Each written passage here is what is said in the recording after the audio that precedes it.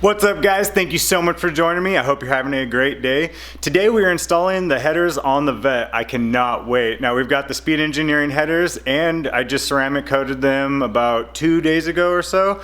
I'll go ahead and drop a link below to that video if you guys are interested, but let's check them out. The lighting's not the best in here. They're a little lighter than that in person, but oh my gosh, I am so happy with how they came out. Not too bad for Cerakote, and it was my first time shooting it, and I think it went really well. I kind of got like a little mock-up setup going on right now. I'm not sure which plumbing I'm all going to need yet. As you guys can see, I got the extended O2 sensor harness, and then it comes with extra plumbing.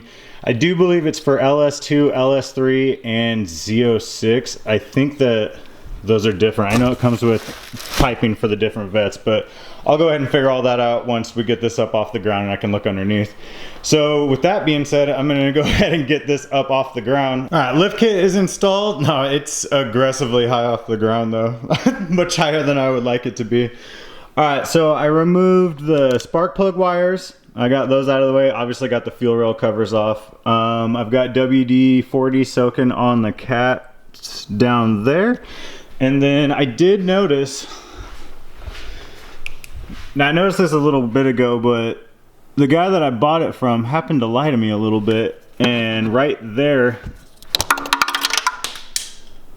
is where I dropped my flashlight. All right, flashlight has been reacquired. Anyway, that bolt right there is hopefully missing and not broken off in there. I'm really hoping he didn't lie to me about that, because that's going to be a bummer. Not that big a deal though, because when we go do the cam swap, I'm going to go ahead and pull the heads to do the lifters and all of that anyway, but it'd be nice to be able to not have to deal with a broken bolt. Also, I got to looking, I might be able to just yank these out with the cat still on there, but I'm going to get underneath it, get everything loosened up, and then we can go from there. A little tight under here, I'm trying my best. Right here where it connects to the muffler, I'm gonna go ahead and start there and start removing those clamps, and then just kind of work my way forward, undoing all these clamps. I've got these up here. I've got this soaking. This actually doesn't look too bad of a job. This actually looks a bit easier than it was for the Silverado. But my plan right now is to just go ahead, loosen everything up, and then start pulling it out towards the back. So we'll see how well this goes.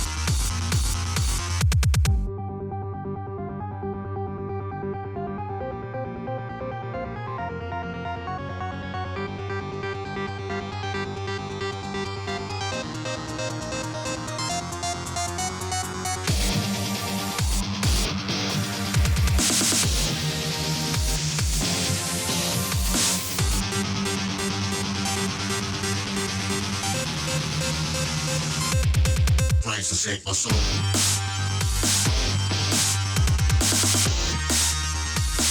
Oh, Jesus Christ to save my soul.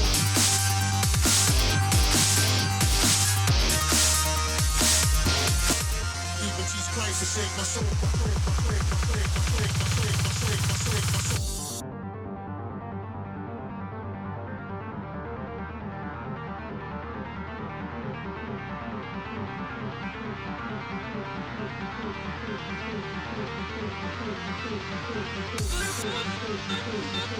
Bam! Stock exhaust is out. Oh my gosh.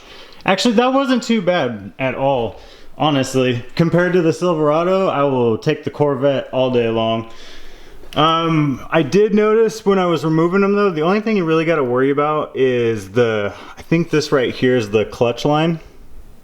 Just make sure and get that off to the side, obviously, and it'll come right out. The driver's side was really easy to get out.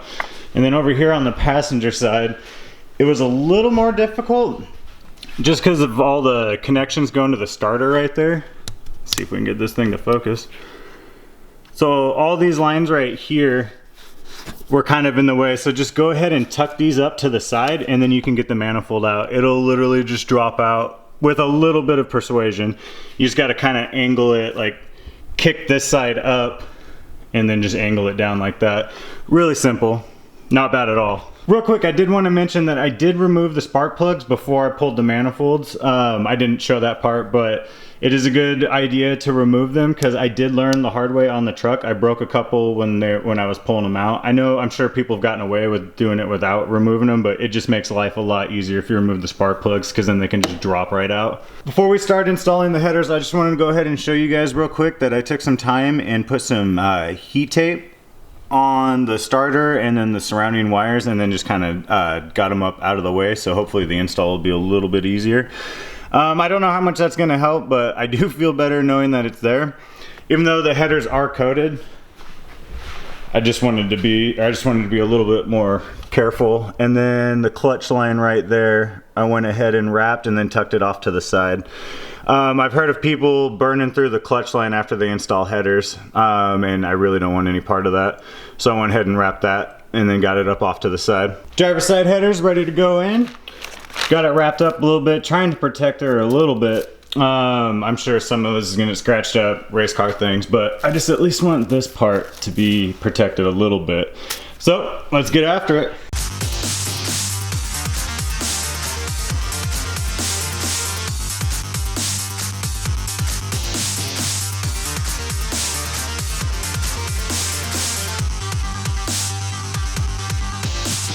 Headers are in. Oh my gosh.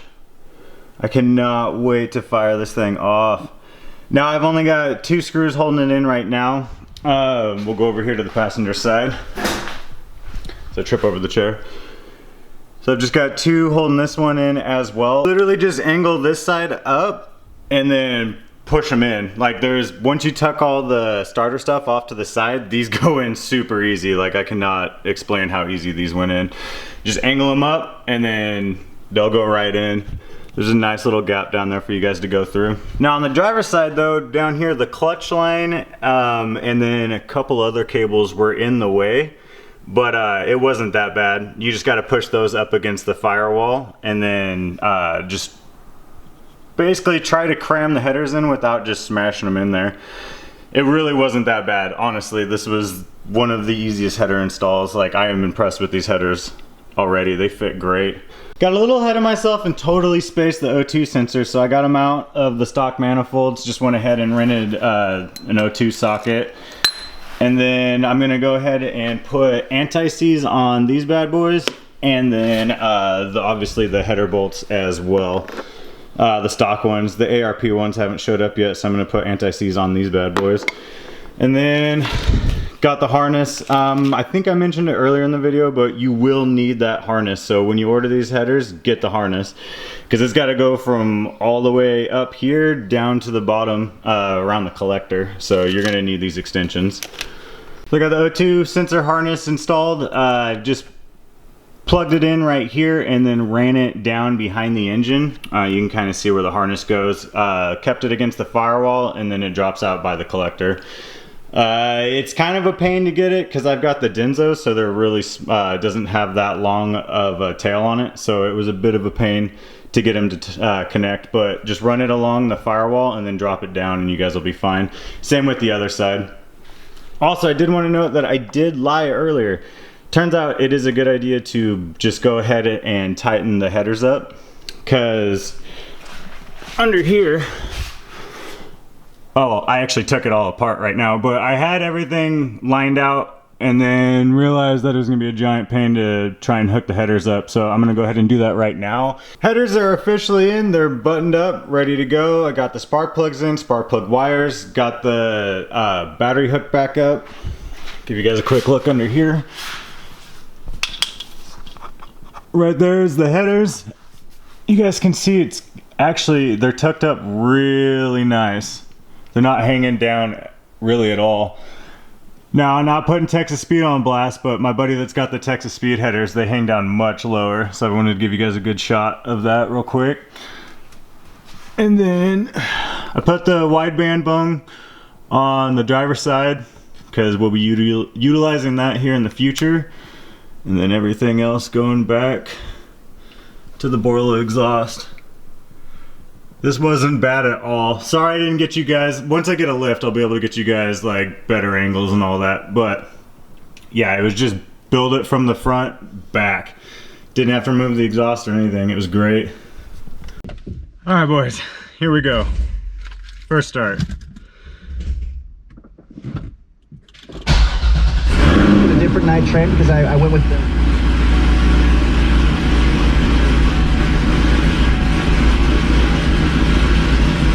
That's definitely loud.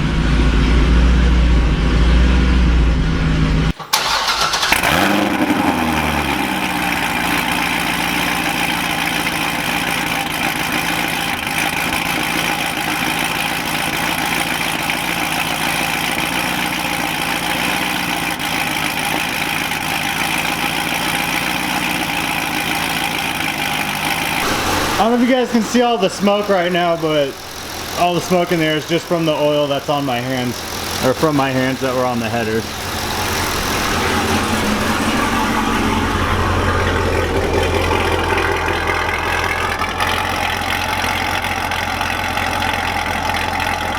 Definitely a bit louder.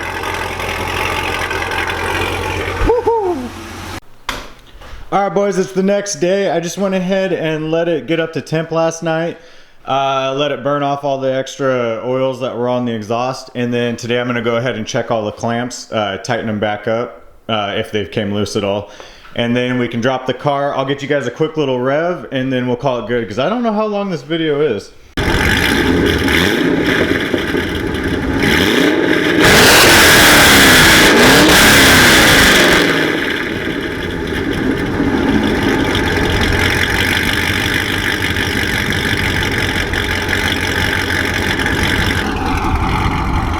Not too bad for only bringing it up to $4 grand.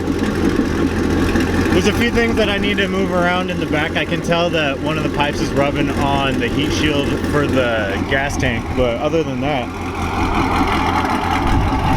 I'm pretty happy with it.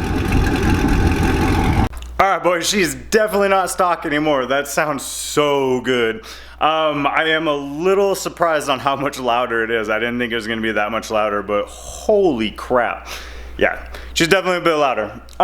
So I'm gonna go ahead and drive it around, let the computer figure its stuff out. I don't want to be driving it too hard right now, obviously, because the check engine light already popped up for the rear O2 sensor. So you guys, if you guys do headers, you will need to cancel that out.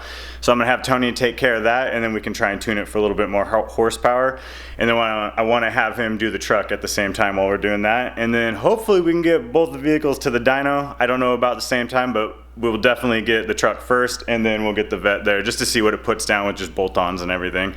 And then I want to do some comparison videos. I'll have more of just the exhaust videos. I got a bunch of stuff coming. So before I drag this video out any longer, I hope you guys learned something. I know I didn't go too in-depth, but without a lift and all that, it's kind of hard right now. But if you guys have any questions, as always, comment below or message me on Instagram. Thank you so much for watching. Hope you guys have a great night.